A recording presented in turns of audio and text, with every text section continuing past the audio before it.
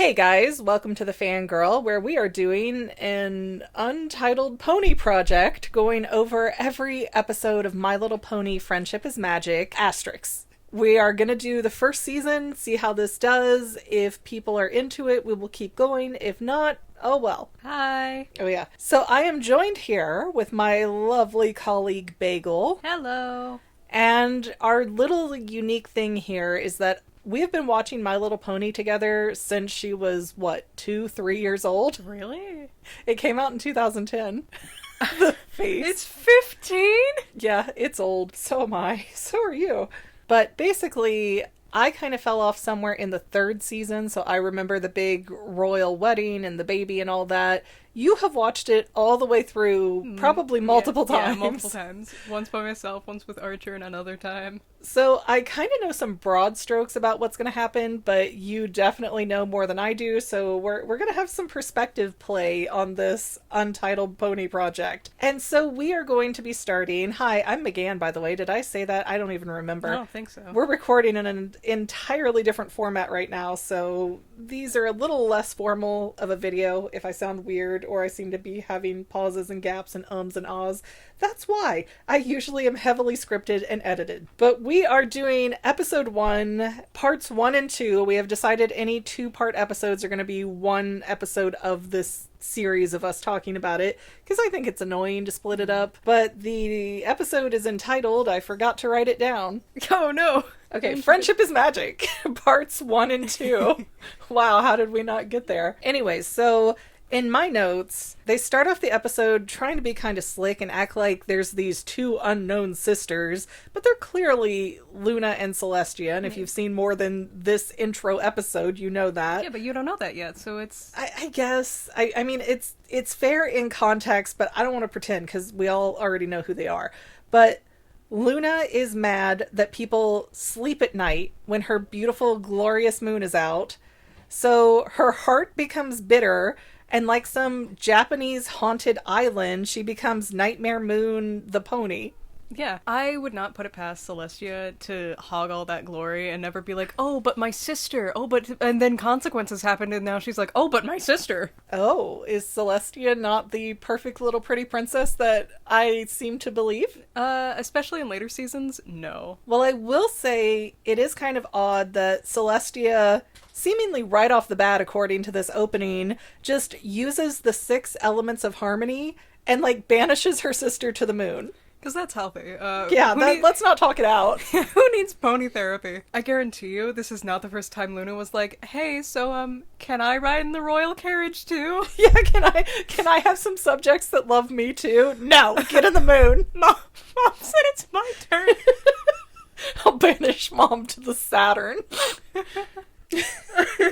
And not even Saturn the planet, Saturn the car. And speaking of Celestia maybe not being as good as she seems in earlier seasons, by getting rid of Nightmare Moon / Luna, Celestia ends up getting both the sun and the moon in her power while Luna is just completely banished. And that seems odd, because why didn't that work both ways? Why didn't Nightmare Moon have control of the sun? That's another thing that's always been super weird to me, is because they're about the same age of a few thousand years old, and yet Luna is significantly smaller than Celestia. It's all that lack of self-esteem. She's deflated physically. She got no sunlight. We're mean. Okay, here's the thing. The sun can still come up while the moon is out. We see this regularly here on Earth.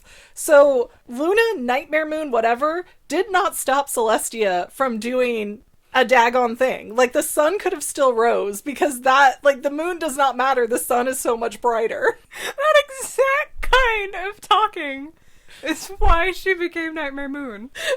No one cares about the moon. The moon's stupid. I'm not saying don't care about the moon. I'm just saying, in terms of basic physics, the sun can rise even if the moon is still up, and it will still be daytime. You can't block it out. Do you think Pony World cares about your stupid Earth physics? Okay, I mean, I guess fair point. There's 2 goddesses that raise and lower astral bodies, which then begs the question, what happened before them? Because, was it just Dark Age? It was just, Well, but then wouldn't that be where Luna would have thrived? Wouldn't Luna have had to have Luna come wouldn't first have then? been born yet. Which came first? The Phillies or the sun? I mean... Maybe it's like that one Futurama episode with the still planet that's like half's on fire and the other half's freezing. Maybe. Maybe Luna's her own grandpa somehow, but if you hear all these jingle bells, the cats are hearing us talking and decided now's the time that we're going to be the fastest cats alive. Zoomies. Anyways, that's all been our cold open. So really weird, long kind of open, but introductory episode, so we'll let it pass.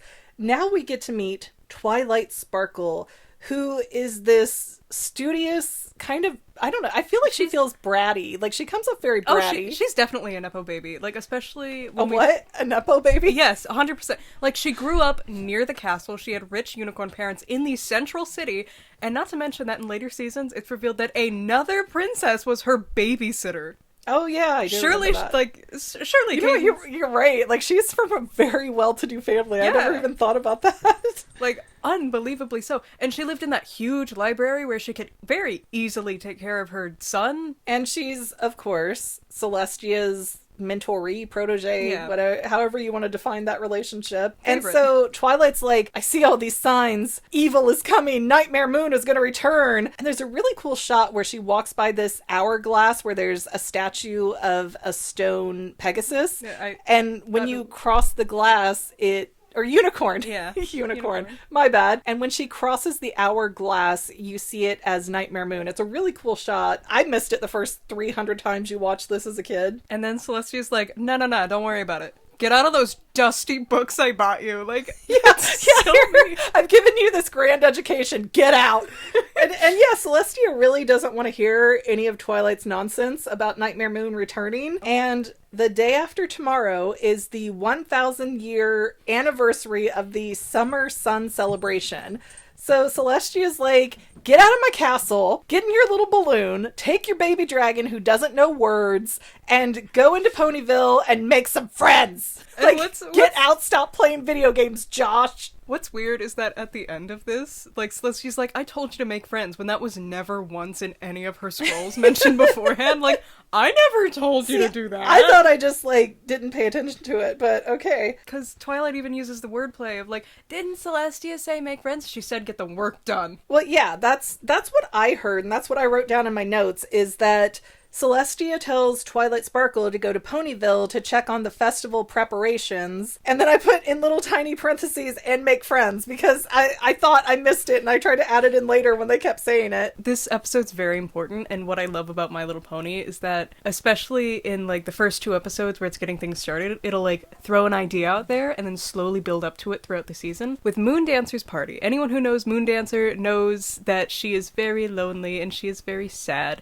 And she was mentioned in this episode, and I think that's really cool that they pay attention to those details. Well, and it's a sign of at least decent writing for world building to throw out things that maybe you don't have the answer for yet, but it gives you room to develop it later and you have something that feels more established. So good on Lauren Faust, the original creator for this generation. So Twilight floats her happy self into Ponyville. She's not happy. She's not happy, but she's so bratty. She's like coming in her own cloud, like Galinda in her bubble. What's weird is that when I watch this again, like, I'm so used to Alicorn Twilight being so nice and so formal and so, like, okay, we gotta get this done. But then I see these episodes again, and it's like, she's so sassy, she's so dismissive, and there's so much Spike abuse. Yeah, Twilight is definitely in need of a mental institution. Like, she could use some Dr. Whoving right now. It's funny you say that.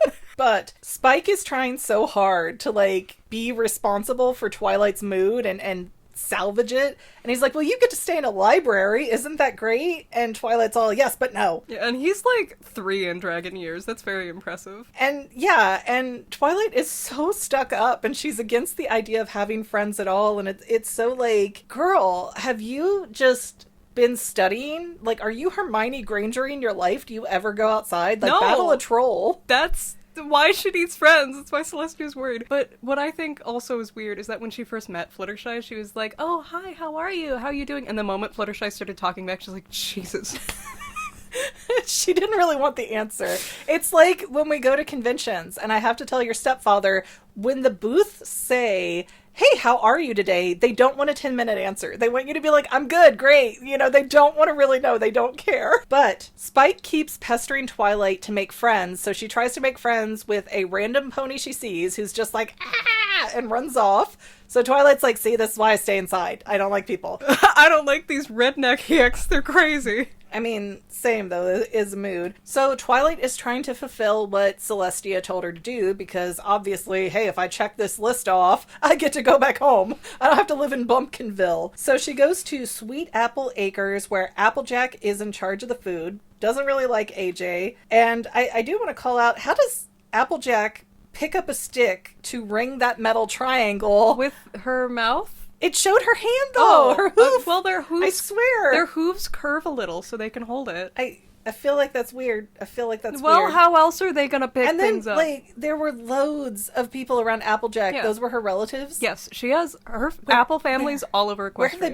have they been? The entire rest of the series? They go back home! They have farms! So they're in town for the festival, is what you're saying. And then there's, like, Bob the pear farmer or whatever back in, I don't know, Sattlesburg. That's so interesting that you say that. You know what? We'll just come back to that when it's relevant again. Next, Twilight runs into Rainbow Dash, who is practicing to impress the Wonderbolts. By napping and crashing into civilians. Yeah, I guess so. And Rainbow Dash's job is to clear the sky of clouds, because that's what a Pegasi does.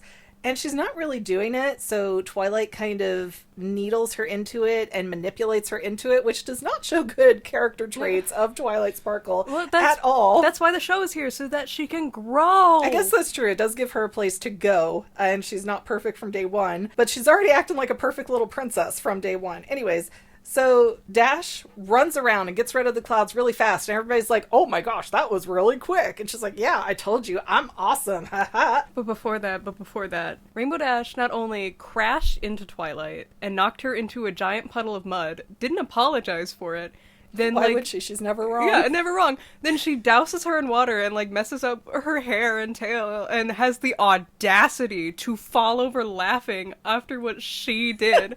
This is where my Rainbow Dash hates start. I hate this pony. She's only there on my shelf to complete my collection. I hate her. So next they go, I don't even know where they went, to go check on the decorations. The Everfree, no, actually you're right. Yeah, they went to the town hall. Okay, town hall. That's where it was happening. And there's Rarity doing all the decorations for the festival, and Spike is immediately in love with her, and I can't decide if that's cute because he's a baby or creepy because he's a baby. Well, he's a baby. It's puppy love. He'll grow out of it. Hopefully. We'll see. At least it's unrequited love. Like, he's not confessing it to Rarity, and she's like, oh, honey, and, you know, egging it on, because that's some weird stuff. I didn't like when they did it in Gravity Falls. I don't love it here. Oh, right, that was. Yeah, she's like, oh, I knew you liked me all the time. I just, kind of played into it. Like, oh my god, Wendy, no. Anyways, so after Rarity, Twilight Sparkle finds Fluttershy, who is in charge of the music. I'm not really sure. Birds. Like, I know birds, but that just seems like she's not musical. Yes, and we passed Lyra earlier in the episode in Canterlot. Why would Fluttershy be in charge of this? Lyra Heartstrings is a background character. You can tell that they're main characters based on the fact that they look not like background characters. I don't know. I think Lyra is pretty cute and unique, but all the same, hey, Fluttershy, how would you like to do this for the big festival? Like, who hired her? Well, she's not the one singing. The birds are, and she knows birds, and it's very built on... Was this all a plot from Princess Celestia to try and force Fluttershy to be more outgoing? Maybe. Actually, maybe. Okay, so now it's time for Twilight to go to her library home hotel arrangement here. And she's saying all these things about all of these stupid bumpkin ponies. I'm tired of them trying to make friends with me. And the lights come on. Like these lowly inbreds. And then the lights flip on and Pinkie Pie is throwing her this great surprise party so she can be friends with the entire town. And I'm going to say hard relate here. If I come home and somebody is surprising me with other people, no one is getting out of that night alive. other people who you've never met before. Right? Like, just random stranger. Like, half the town in your house. How did Pinkie find out where Twilight was living? And how did she convince absolutely everybody to be like, hey, let's come pester this pony? Because Pinkie Pie has all the connections to know everything is my guess. Because Pinkie Pie is my husband. I know. Everybody's his bestie and he knows everything. And it's exhausting for the rest of us. So I hard relate to Twilight when she's up in her bed with the pillow over her head and they're still partying downstairs and making noise and she's just like, I wish I could Avada Kedavra all these people. I wish that was a magic like, within my realm. These people are crazy. Make them go home. And Spike's like, oh, but it could be fun. It can be fun, I know, I felt that so hard. Unicorn Twilight was so sassy. And they were even like, oh yeah, we stay up all night because we're going to celebrate the sunrise for the summer sun celebration. Yeah, so, okay, that makes sense. Their New Year's. Has Twilight never celebrated this before to where this is a common occurrence? She needs to keep her sleep schedule so she can study. Okay, but books are open 24/7. Like, you literally open the book when you want it. Right, but if she ruins her sleep schedule, how will she learn her new spells? She'll be too tired. She'll be too sleepy. They're going to the celebration. It's time. Celestia is about to come out and make her big princess speech, and Twilight looks out the window and she sees the mare and the moon and it disappears, and then Celestia never comes out, but Nightmare Moon appears, and ha ha ha ha ha, that's the end of part 1. What I also find weird is that, like, even after they save Luna, Celestia's never like, oh yeah, I was waiting for you guys to save it, or she's not like, oh yeah, I was in the moon for a little bit. Like, no, Celestia's just waiting to see who wins the battle so she can take the appropriate side. Then we go into the second episode, which is part 2 of Friendship is Magic. And the first note that I took is, why do all the guards that try to stop Nightmare Moon look just like shining armor? Like, they're all carbon copies. well, first off, they're Pegasi, and they don't have extra colors in their mane, or the reddish purple eyes that he has. Oh, they made him so different. They gave him highlights. Wow. Now I'll have to buy 7 of them. I want to say the fun answer is that Twilight cloned them, which is also why they never spoke at all. They just, like, had nays and sighs. She made the perfect man that couldn't speak. She's like the boy who could never bother her. Like, she made so many of them like, hey, Celestia, you know how we could, like, teleport or something? I got a better idea. So, my next note that I wrote down, I don't know why Spike goes to sleep, but he goes to sleep in like a dog bed, like he's her pet. Like, he's a baby. Why does he not have a real bed? Yeah.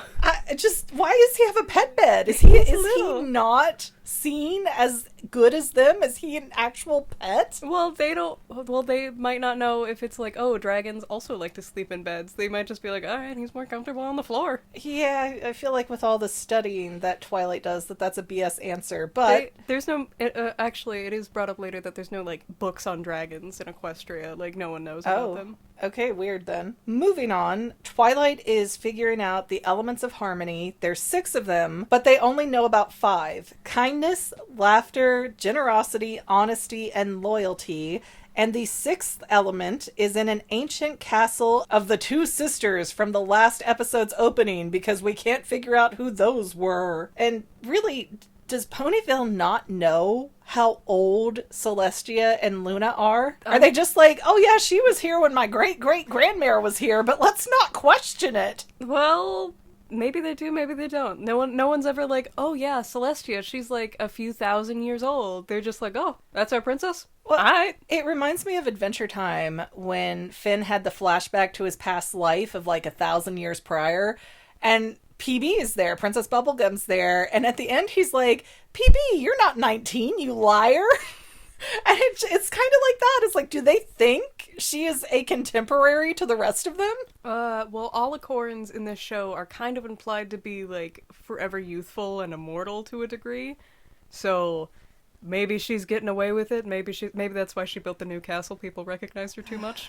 Yeah, it's weird. It's weird. So Twilight Sparkle takes the other 5 ponies that she's met for the different events, and she brings them through a weird, creepy forest. I didn't catch the name. The Everfree Forest. The Everfree Forest. Because it's forever free. and we have this blue Luna smoke going through and like messing stuff up. So Twilight falls off a cliff. As you do. As you do. Because of Rainbow Dash. I hate that. I hate that pony. Because Rainbow Dash is trying to cause problems instead of helping. But she's not only instilling fear into the other, like, more scared ponies, but then she yells in the dangerous Everfree Forest and causes issues. You know, I didn't see it like that, but I guess I can see your point there. What I found weird, though, is that I get it's a moment for a show that seems like it kind of wanted to be a preschool show originally, for them to be like, oh, look, Applejack has this great element of honesty within her, and so she's telling Twilight, go ahead and trust fall, baby. You won't get hurt falling off this cliff. And I'm just like, girl has a magic horn. Can she not cushion her own fall or levitate or do anything to not just explode if she hits the ground? It's interesting what you said about the preschool thing, because at one point there was a plan for the not introduced yet Cutie Mark Crusaders to have a preschool spin-off. Oh, sweet babies. But they never got it. But, okay, Twilight falls off the cliff, or technically lets go of the cliff. Yeah. Dash and Fluttershy grab her, and I find it interesting that they keep calling her Rainbow. And not Dash, not Dashy, not Rainbow Dash, but Twilight just keeps calling her Rainbow over and over again. I mean, if you're not 100% sure on someone's name, and, like, part of their appearance is in their name, you're gonna pick what's available to you. And now, after surviving the first challenge of the Everfree Forest, they then run into a manticore, and Fluttershy goes up and, like a white woman, she's like, oh, what a cute little evil bear coyote I found. Let me pull that thorn from your paw. I'll put a sweater on you. We'll go through Starbucks and get a pup cup. What I also find really funny about that scene is that the moment it showed up, Rarity, she didn't, like, blink or anything. Like, she immediately turned around and, like, bucked it with all her might. Rarity does not, like, play around for a upkept fashionista. She's from the ghetto. Like, even AJ and Rainbow, the two more fighty of the ponies, were like, wait a minute, Rarity didn't. So Fluttershy kind of pacifies the manticore. They get through that. Then there are scary trees everywhere from the Nightmare Moon magic cloud. And Pinkie Pie's just like, ha ha ha, I'm gonna sing a song about it. And Twilight's like, no, she is not. Yes, she is. And yes, she does. And they just laugh their way through these trees that were otherwise non-threatening in any way, shape, or form. I do have a gripe about that. When it's Applejack's turn to laugh, she doesn't laugh, she just says woohoo. And I am You know what? That's laughing in Western. Then we have, I guess, the Loch Ness Monster, who's lost half of his mustache as the Nightmare Moon cloud goes by, and he's just freaking out, making the little river terrible. I don't know what this thing is supposed to be, but Rarity's like, oh my gosh, but you've got the nails and the hair and this, and now you're ruined. And like, make him feel worse, Rarity. Oh my gosh. It's Oh My Celestia, get it right? But Rarity's just like, let me chop off my tail, which, by the way, horses do have bones in their tail. So it's not all the way down. That's true. But I don't know if Rarity cut it in a way that would be, again, physically correct for where a horse's bone in their tail is. I feel like she would have, like, wiggled it a little bit to be like, alright, cut here. But Rarity's just like, here, I'm gonna attach. We're gonna make a weave with my purple hair against your orange missing mustache, and we're just gonna go with it. And it blends right into your purple scales. Yeah, it just helps. Then the monster helps them cross the river, and they've, passed that test, I guess. I don't know that Luna was actually trying to stop them rather than give them trials like Hercules. Finally, they get really close to the ruined castle and the bridge is out. So Rainbow Dash is like, ha, I got wings. I got this. I'll take this to the other side and tie it off and everybody else can cross.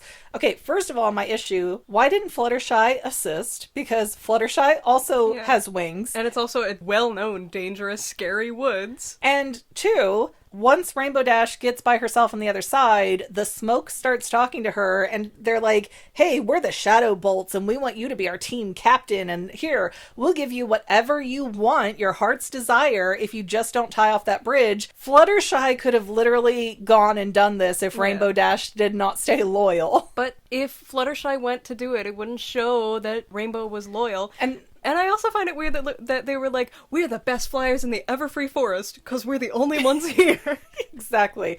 But that's what I mean about this feeling very much like a preschool show for a while, because obviously to show this trait, that was a way to do that. But there were ways around it to where what their answers were didn't necessarily matter. Like, even when Rarity cut off her tail and gave it for the mustache, she's like, oh, it's just hair. It'll grow back. And somebody's like, the mustache will grow back too. That's Rainbow. I don't like how honesty went to Applejack and loyalty went to Rainbow Dash, because it feels like it should be very switched. So now they're in the castle, but the sixth element that they're looking for is not there. Just the 5 in rock forms. And they waste no time just touching these very ancient artifacts. Like... Yeah, they don't even think twice about it. And Nightmare Moon shows up, and Twilight's like, bet, I'm gonna light up my horn, I'm gonna charge at you, I'm gonna figure out how to spark these elements so that the sixth one will come out, and it doesn't work. And Nightmare Moon is all like, haha, I've won, I'm shattering all these old rocks, boom, and now night will last forever. When again, if Celestia raises the sun, you're not gonna really notice the moon anyway. It's not gonna stop. And that's why she became Nightmare Moon, because no one noticed her. But Twilight's like, no, madam, I felt a spark within myself, and the elements of harmony can't be destroyed with your hoofsies because they reside within us, with Applejack as the spirit of honesty, Fluttershy housing kindness, Pinkie Pie has the laughter, Rarity has the generosity, and Rainbow Dash has loyalty. And with your powers combined, I have the power of friendship. And I actually had to cross that out and write magic, because friendship was not the obvious answer that I thought it was. Well, friendship is made up of those things. So, the sixth element can't be what it is. But once they have all been identified as an element of harmony, Twilight Sparkle gets a special crown, which is very good foreshadowing. Because she's, also a Nepo baby. You're the favorite. You're Mama's favorite. It's like, your necklaces combined, get me a tiara. Think about this too. Twilight is the protege of the flippin' princess, and the only princess of this area. Well, not only, because Cadence is still... Like, she's not mentioned yet, but she's around. But their son that we meet later is just like a working man in the guard. Well, he's not even like a noble. He becomes the king of the empire. Tell me you have a favorite child without telling me you have a favorite child. Boys can't become alicorns. It'd be pointless to waste all that energy on ugly shining armor. Anyways, back to the point. Twilight gets a special crown. The other 5 ponies get special necklaces. And they make a rain boom that hits Nightmare Moon. She turns back into Luna. She explodes back to Luna. Luna. Because there's also, like, bits of her body everywhere after that. It was a shell, we think. And Rarity's tail returns, so that's a thing that the Elements of Harmony does. And then Celestia appears. Again, kind of like Glinda at the end of The Wizard of Oz. Like, I could have helped you the whole time, but I was just watching. And she kind of gaslights Twilight. And she's like, no, I saw all the same signs you did. That's why I sent you to Pony. Then talk. Why did you not communicate this, woman? And then Celestia's all like, oh, can't we be friends, sister? Like a true narcissist, because the math here doesn't quite math for me. I neglected you for years. We can be friends, though. Just don't do it again. Why didn't she want to be friends for all the years that Luna was on the moon? Why didn't she ever try to make up then? Why did it take an attempted kidnapping that apparently didn't even happen? Like, Celestia was off doing her own thing the entire time, apparently. And Luna's just like, I accept your friendship, sister. And yay, the end. But Twilight gets stuck in Ponyville. And as will be shown later, Luna very heavily struggles with, like, mental health and self-worth and all that stuff, and Celestia's just fine. So it's very... how are you going to handle it when your own sister's like, oh, you thought you could be equal to me for even a day? Banished for 1,000 years. Get. It is so totally not out of the question that Celestia has just been bullying Luna on top of that. I want to assume that their parents were still around and ruling things, and they just got their wings, and Celestia was like, well, I got the sun, so I'm better than you. I got the important one. Mama says I'm special. She is the Twilight of her generation. I know. And, like, this will bug me forever. Why is Luna so significantly smaller than Celestia? It makes no sense to me. Again, because Celestia has sucked all the self-esteem and confidence out of Luna's body, and that's what's left. That's why when she is empowered to be Nightmare Moon, she gets bigger. Yeah. Because she gives herself the confidence that her sister has denied her. She gets the confidence of a Hot Topic gift card. Anyways, guys, this is a kind of double extra long episode, so we're going to wrap it up here. Please don't forget to like, subscribe, comment, share. All of that good stuff is free for you, and it really helps us out.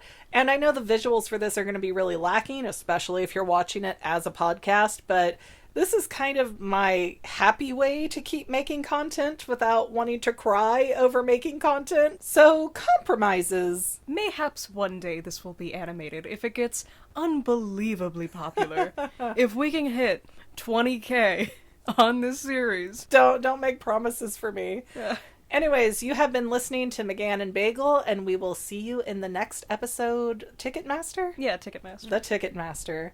Bye for now. And to any of my members here on YouTube, a huge bottom of my heart thank you for all of your help and support. If you would like to become a paid channel member, there is a link in the description below. Thanks again, guys. Love you. Well, family members, we're almost done, but I want to invite you to hang out with me in some other places. I'm on Twitter and Instagram as my own personal self, and I have a Facebook page too, but I mostly just post photos over there. And sometimes people say, "Hey McGann, I want to mail you something." How do I do that? Easy. Just click the About tab on my channel page, and my most current P.O. Box info will be right there. I also run another channel, The Family. It's really a hodgepodge channel where we might post anything. Oh yeah, and I also sell shirts and stickers and stuff with the Family and the Fangirl logos. If that is your cup of tea, I have a link in every description of every video. Finally, if you want to help out the Fangirl channel and make sure I'm putting out video essays for years to come, the best way you can help is by subscribing and watching more of my videos, whether they're new, old, whatever. Maybe even share one or two on social media, help spread the word. People who watch to the end of videos, like you, helps to tell the site, hey, this is a good video, we should recommend it to other people. So if you made it this far, leave me a comment of something like, hey, I made it to the end. Love ya.